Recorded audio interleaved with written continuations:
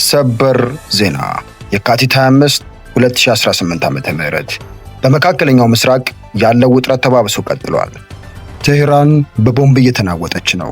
እስራኤል የኢራንን የኒውክሌር ጣቢያ መታለች። በሌላ በኩል ደግሞ የኢራን ድሮኖች ዱባይ በሚገኘው የአሜሪካ ቆንጽላ ላይ ጥቃት ፈጽመዋል። ዓለም በከፍተኛ ስጋት ላይ ወድቃለች። የነዳጅ ዋጋም ሰማይ እየነካ ነው። ዝርዝሩ እንደሚከተለው እናቀርባለን። ዋልያ ኒውስን ሰብስክራይብ በማድረግ በመካከለኛው ምስራቅ ስላለው ወቅታዊ ሁኔታ በፍጥነትና በጥራት ይከታተሉ። እስራኤል የቴህራን መውደምና የኒውክሌር ስጋት። እስራኤል የአንበሳ ግሳት ወይም ኦፕሬሽን ሮሪንግ ላዮን በሚል የጀመረችው ጥቃት ዛሬ 5ኛ ቀኑን ይዟል። የናታንዝ ውድመት።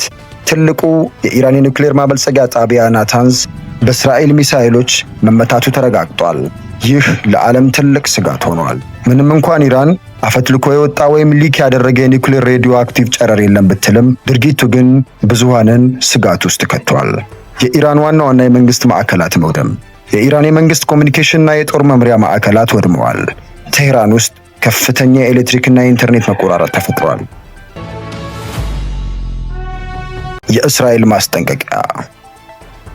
የኢራን የበላይ መሪ አያቶላ አሊ ካሚኒ መገደላቸውን ተከትሎ የእስራኤል መከላከያ ሚኒስትር ማንኛውም እሳቸውን ለመተካት ወደ መንበረ ስልጣኑ የሚመጣ መሪ የእስራኤል ቀጥተኛ ኢላማ ይሆናል ሲሉ አስጠንቅቀዋል።